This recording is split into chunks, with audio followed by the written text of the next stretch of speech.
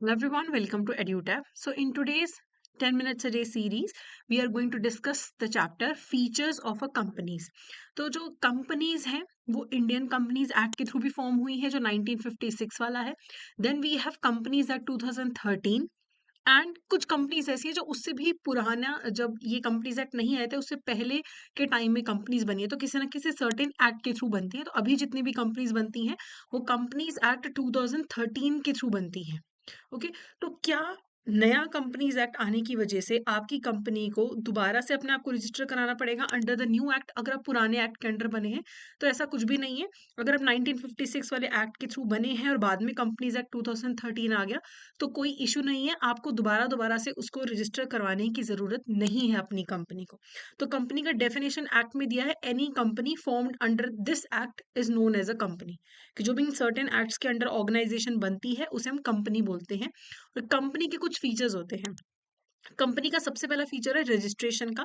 Company का registration करवाना compulsory है अंडर द कंपनीज एक्ट 2013. री रजिस्टर मत कराओ अगर पुराने एक्ट के थ्रू बनी है, लेकिन अगर नई कंपनी कोई भी बनती है तो उसे कंपनीज एक्ट के अंडर रजिस्टर करवाना जरूरी है with the register of the companies.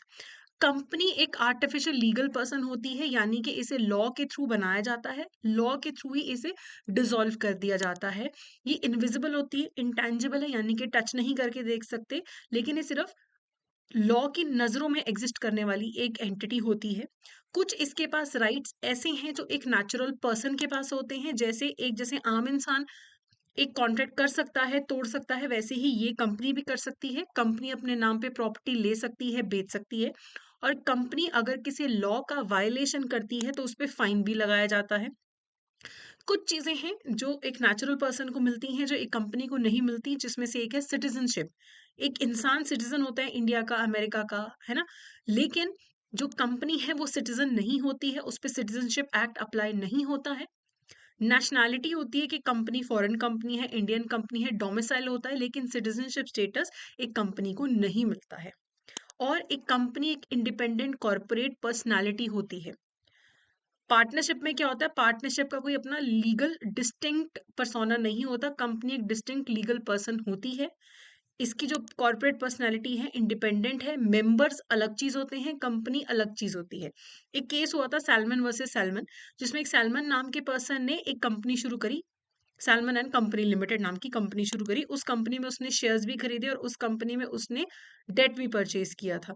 ठीक है, डेट भी डाला था. तो कंपनी जब डूब गई तो हमेशा क्या होता है, पहले डेट चुकाया जाता है, पहले कंपनी का डेट चुकाया जाता है, फिर अगर कुछ पैसा बच जाए फिर ओनर्स को, मेंबर्स को दिया जाता है. अब सैलमन जो है वो कंपनी का क्रेडिटर भी था और वो कंपनी के मेंबर भी था, और कंपनी शुरू भी उसने की थी. तो जब कंपनी डूब गई तो सबसे पहले एज अ क्रेडिटर उसने जो डेट का पैसा दिया था कंपनी ने वो उसको वापस दिया, और कंपनी के बाकी लोग जो बाकी मेंबर्स है वो बोलते ये तो गलत बात है, सैलमन ने ही कंपनी शुरू करी, सैलमन ने ही क्रेडिटर के तौर पे पैसा दे दिया, सैलमन जो है एक अलग से ह्यूमन बीइंग भी है, तो उसको नहीं पैसा मिलना चाहिए क्योंकि वो और कंपनी तो एक ही बात है. लेकिन कोर्ट ने बोला था नहीं, कंपनी अलग चीज होती है, कंपनी को बनाने वाले और उसके मेंबर सेपरेट होते हैं. तो सैलमन का हक as a creditor to the company भी है कंपनी से पैसे रिसीव करने का. आप ये नहीं बोल सकते कि अंबानी और रिलायंस एक ही चीज है, दे आर सेपरेट. हो सकता है कि अंबानी जो है रिलायंस कंपनी में शेयर होल्डर भी है और उन्होंने कंपनी को डेट भी दिया हो एज अ क्रेडिटर. तो Ambani and Reliance are separate things, तो वो एक इंडिपेंडेंट कॉर्पोरेट पर्सनालिटी होता है. ठीक है. और कंपनीज में लाइबिलिटी ज्यादातर लिमिटेड होती है. कंपनी का जो मेमोरेंडम ऑफ एसोसिएशन है उसमें दिया होता है कि कंपनी लिमिटेड बाय शेयर्स है, कंपनी लिमिटेड बाय गारंटी है, या फिर अनलिमिटेड कंपनी है. ठीक है. कंपनी अपने एसेट्स और लाइबिलिटीज की खुद मालिक होती है. मेंबर जो होते हैं वो, अगर कंपनी लिमिटेड बाय शेयर्स है तो जितने के मैंने उस कंपनी के शेयर्स खरीदे उतने ही मुझे कंपनी में पैसे देने हैं. कल कंपनी डूबे या चढ़े कोई फर्क नहीं पड़ता, मैंने जितने के शेयर्स खरीदे मुझे उतना ही पैसा देना है. अगर कंपनी लिमिटेड बाय गारंटी है तो जितने की मैंने गारंटी है मैं उतना ही अमाउंट दूंगी, यानी कि एज अ मेंबर मेरी जो लाइबिलिटी है वो लिमिट कर दी जाती है. हाँ, एक टाइप होता है अनलिमिटेड कंपनी, वहां पे शेयर होल्डर्स की लाइबिलिटी अनलिमिटेड होती है. अदरवाइज कंपनी में जो लाइबिलिटी होती है लिमिटेड ही रहती है. ऐसा नहीं है कि सब कुछ बेच के आपको कंपनी के जो क्रेडिटर्स हैं उनका पैसा चुकाना पड़े एज अ मेंबर. ओके. उसके बाद एक कंपनी का बहुत इंपॉर्टेंट फीचर होता है परपेचुअल सक्सेशन. इसका मतलब है कंपनी तब तक खत्म नहीं होती जब तक उसे लीगली वाइंड अप ना किया जाए। कंपनी चलती रहती है, मेंबर आते जाते रहते हैं, मेंबर इंसॉल्वेंट हो जाए फर्क नहीं पड़ता, मेंबर आएंगे जाएंगे, कंपनी तब तक रहेगी जब तक उसे लीगली वाइंड अप नहीं किया जाता। जैसे धीरू भाई अंबानी की डेथ होने से रिलायंस को फर्क नहीं पड़ा, फिर मुकेश अंबानी आ गए, मुकेश अंबानी के बाद उनके बच्चे आ जाएंगे और कोई भी आ जाएगा, कंपनी को फर्क नहीं पड़ता। कंपनी का परपेचुअल सक्सेशन होता है। उसके बाद है सेपरेशन ऑफ प्रॉपर्टी। जो कंपनी है जब वो इनकॉर्पोरेट हो जाती है, उसका पैसा और उसकी एसेट सेपरेट होती है फ्रॉम दी शेयर होल्डर्स या मेंबर्स एसेट्स। कंपनी अपने नाम पे प्रॉपर्टी लेती है। अब रिलायंस की प्रॉपर्टी रिलायंस के नाम पे, ना कि मुकेश अंबानी के नाम पे। So there is a separation. और कंपनी के जो शेयर्स हैं वो ट्रांसफर किए जा सकते हैं। हो सकता है डायरेक्टर आपको शेयर्स ट्रांसफर कर दे, आप ओपन मार्केट से, जैसा ग्रो ऐप है, जीरोधा ऐप है, आप वहां से भी शेयर्स खरीद सकते हैं। ठीक है, किस तरीके से ट्रांसफर हो सकते हैं, कंपनी के आर्टिकल ऑफ एसोसिएशन में दिया जाता है। उसके बाद है कॉमन सील। अब जैसे हमें किसी डॉक्यूमेंट पे हस्ताक्षर करने पड़ते हैं, साइन करने पड़ते हैं। अब कंपनी तो कोई पर्सन तो है नहीं है कि खुद से साइन कर दे, तो कंपनी की तरफ से उसके शेयर होल्डर्स एक्ट करते हैं, है ना। लेकिन अब लीगल पर्सन है कंपनी, कंपनी के नाम का कोई डॉक्यूमेंट है तो कंपनी को साइन करना पड़ेगा। तो कंपनी खुद से साइन नहीं कर सकती, कंपनी का कॉमन सील होता है, एक तरीके से ठप्पा लगता है कंपनी का।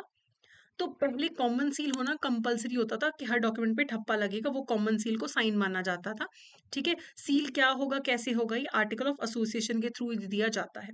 लेकिन अब कंपनीज एक्ट ने बोला है कि अगर आप कॉमन सील यूज करना चाहते हो शेयर्स इशू करने के लिए तो भी सही है, नहीं तो आप ऐसा भी कर सकते हो कि कंपनी सील की जगह दो डायरेक्टर या फिर एक डायरेक्टर और एक कंपनी सेक्रेटरी साइन कर दे, तब भी उसकी वैल्यू कॉमन सील जितनी ही होगी।